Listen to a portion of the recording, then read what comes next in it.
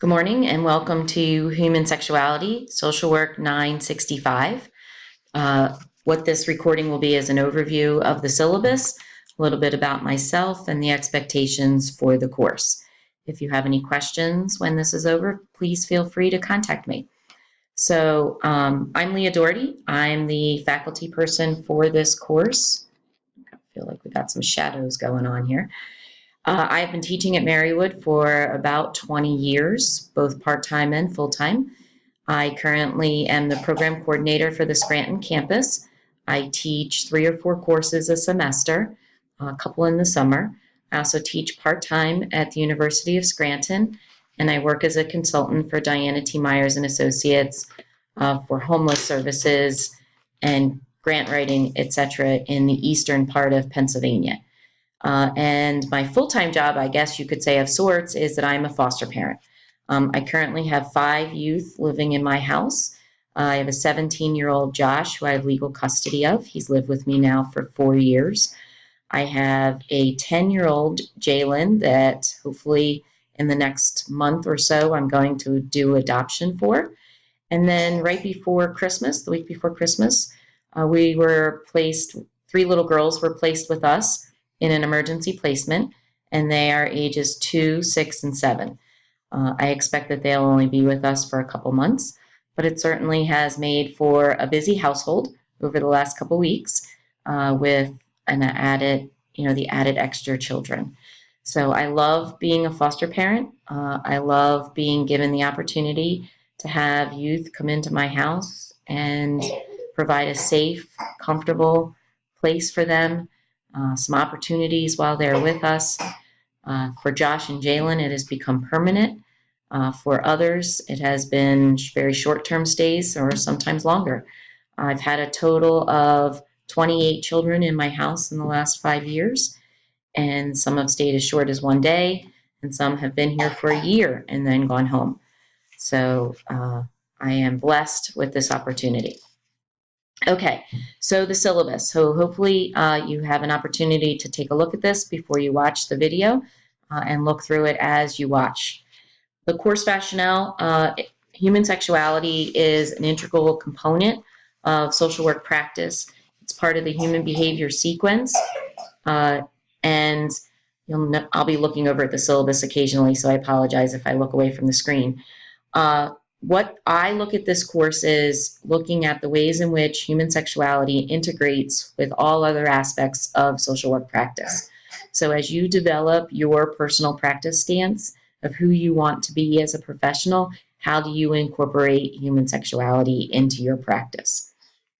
We will look at all aspects of practice, both individual, family, group, organization, policy, research. So it incorporates all of your other courses throughout this course. We will look at different theoretical perspectives of human sexuality, and we'll also pull in political, conversations.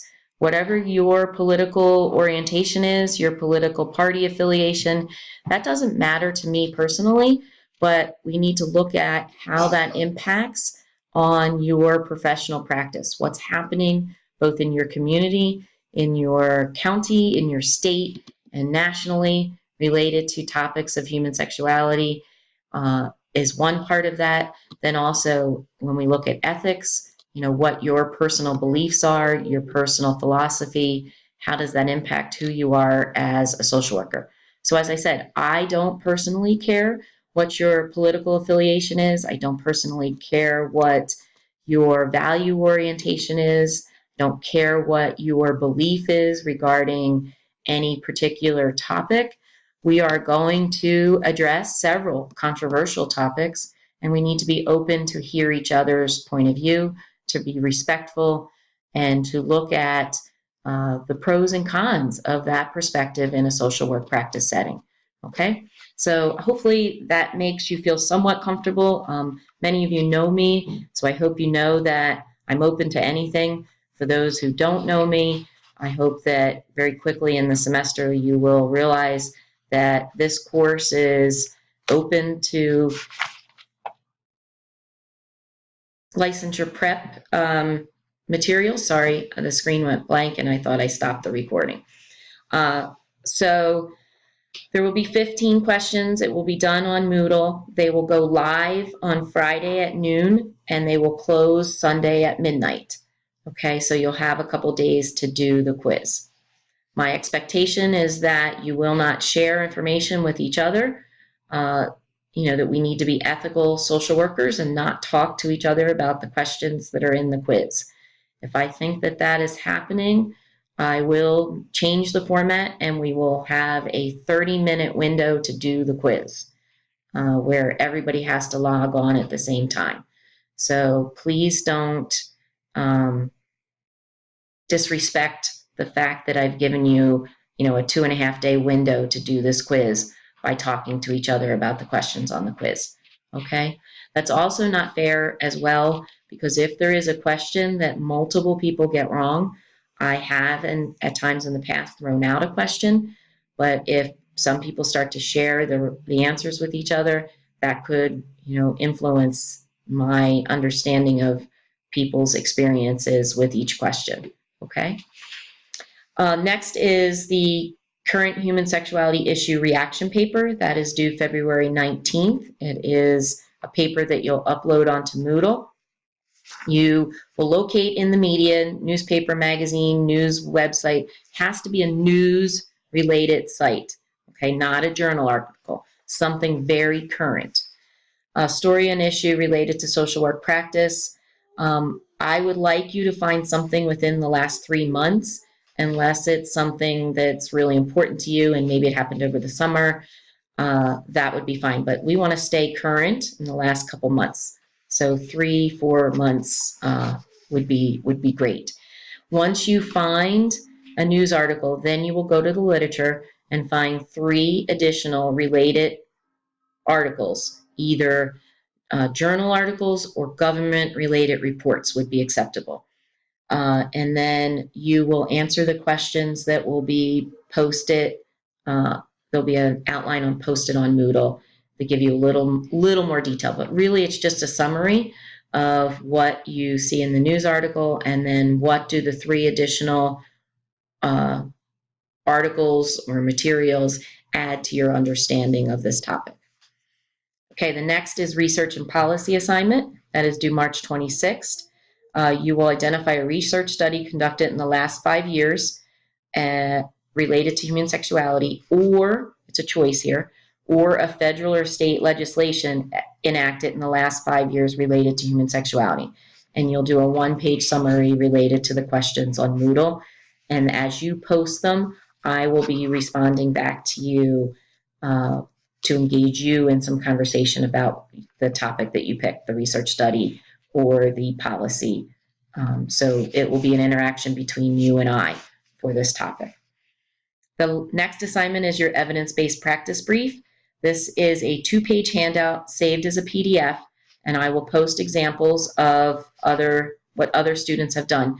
This is a handout, not a paper. That's really important that you understand that. And there are a list of databases for you to search for evidence-based practices. If you've never been in these databases, I will schedule a time to have a special chat session related to searching evidence-based practices and finding, a topic for this. This is not one of the regularly scheduled chat sessions. Throughout the course, I will make myself available for chat sessions about assignments. These are voluntary if you want to log on and just ask some questions. If they're not convenient to you, I'm always available by phone, okay? And then the last assignment is you will select a memoir or autobiography to read and discuss in the last class session. You can find this by going to the Amazon website and look under Find a List. You look by my email, leahdoherty@comcast.net, and there are a list of over 100 books. Now, some of these were for the women's issues course that I taught and the chemical dependency course that I taught. So please make sure that you're picking a book that is related to human sexuality. You need to tell me what book you want by February 12th, because only 2 people can choose 2 people can choose each book. Okay, that way there's a wide variety of what people are reading. If purchasing the book is a problem for you, I know that many of you face some difficult financial situations. I have about 20 of the books in my office that you can pick from. And if you're not on the Scranton campus, I would be happy to get a book to you if you're a Lehigh Valley student or one of the other locations. Okay, so if you want to talk with me about that assignment directly, you certainly can. Okay, so the next page of the syllabus is laying out the assignments and the points, and then the grading scale. And then the last 2 pages are academic honesty policy. So you'll notice that there is not a course schedule in the syllabus. That is going to be up on Moodle. I will make live, and I apologize if that expression confused some of you to think that there was a live interaction. What I meant by make live was turn them on and make them visible to you. So I will be doing those a couple weeks at a time as I'm still adding some resources for later in the semester. You have all of the due dates. You have the assignments that we'll be working on. And so you'll have plenty of time to be working on those as they happen. If you have any questions about an upcoming assignment, just reach out to me, okay? This course, being an online course, it will have as much interaction with me as you choose to have. As I said, I will make myself available for chat sessions. I am available by phone. I prefer text to email because you'll get a much quicker response from me by text. So that reminds me that if each of you could please, when you're watching this video, send me a text so I have your name and number. My cell phone number is 570-947-5519. Again, 570-947-5519. And that way I'll have all of you saved in my phone. Okay, so that's an overview of the syllabus. The first week we have two ungraded assignments. One is a getting to know you survey that you will upload so I can know a little bit about you. It's very brief, should not take you more than a few minutes. This is the equivalent of us going around the room and doing introductions. I don't get the opportunity to do that in an online class, so I ask you to please fill out this very brief information. The second is the first week we're going to be reading about doing a sexual history inventory. And so I have posted a questionnaire on Moodle that I'm asking each of you to complete. And then this will, hold on, let me see here. This will go into, I apologize, it is a graded. This goes into your first discussion forum. So you doing the sexual history survey is not graded. What you answer is your choice. How much you choose to share is your choice. It's how you answer the forum questions that is the graded part. So I want to be very clear that what you answer on the sexual history inventory is your personal choice. That is the ungraded part. The graded part is the forum discussion.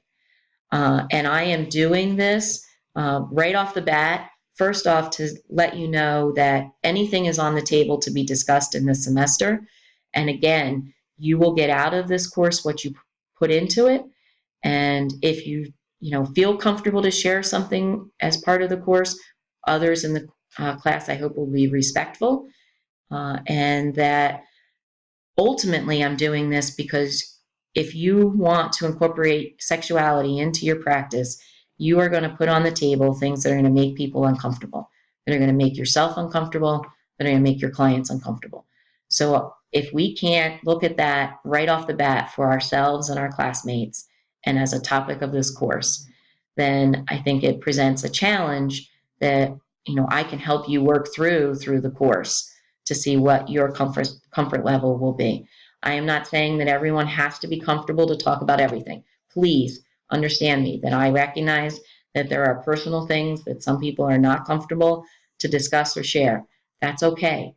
But I also recognize that there are things that we can and should put out on the table when we feel comfortable. It also will bring up the conversation about what should we share with clients. So as you're doing the sexual history questionnaire, and we're going to be talking about what can we, what should we, how should we relate to our clients, our own personal experience. This will give us an opportunity very early on in the course to tackle that difficult issue. So if you have questions as you do that assignment, please reach out to me, okay? The last thing I want to do is just tell you a little bit about myself. Many of you already know me, but for those who don't, as I said, I've been teaching at Marywood for quite a while now. I've been a social worker for 30 years. I'm passionate about what I do, and I do what I love. I love being a social worker.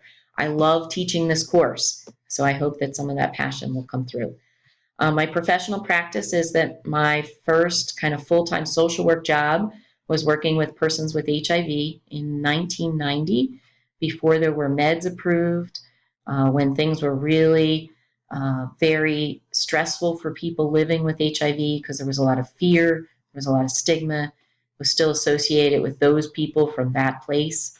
I was the first case manager for Northeastern Pennsylvania, so it was a lot of persons who were coming home to this region, having moved out of the area to larger cities and, contracting the virus and ultimately really coming home to die once they had developed AIDS. So it was a difficult position to start. I started it in a Catholic organization, so I can talk some about the challenges of faith-based organizations. Catholic Social Services was the only organization willing to step up and do HIV work in a lot of communities. So social justice as the driving force in a Catholic organization. But there were challenges working with the gay population, working with HIV prevention, working with women who got pregnant and didn't want to carry the baby because at that time it was about a 90% chance that the baby would have HIV. So lots of controversial topics, through that first job. I did some work for the Department of Defense on a contract and got to travel through the later 1990s. And then for the 2000s, I worked at United Neighborhood Centers, and I ran an HIV prevention program. I did a batterers intervention, a lot of housing and homeless programs. I was the coordinator of some teen programs. So got to do a lot of grassroots social work. United Neighborhood Centers is the only settlement house organization still in existence in Eastern Pennsylvania. So that was very important to who we were. I ran groups. So I got to experience not only individual and family work, but group work. We ran community organizing. I did a lot of policy advocating in Washington and Harrisburg around homeless programs. So I really see that as a pinnacle aspect of my career. Following that, I worked at Women's Resource Center as a crisis counselor and as a program coordinator, grant writer, and program evaluation. So got to deal with sexual abuse, domestic violence, sex trafficking, dating, teen prevention programs. So a lot of topics related to human sexuality. Following that, as I said, I became a full-time foster parent 5 years ago. I remained at Women's Resource Center for about a year and a half after I became a foster parent. But then in 2013, I decided that it was actually at the time that I had 4 teenage boys living with me, that I could not continue full-time social work, teaching part-time, and full-time foster parent. So I jokingly say I semi-retired.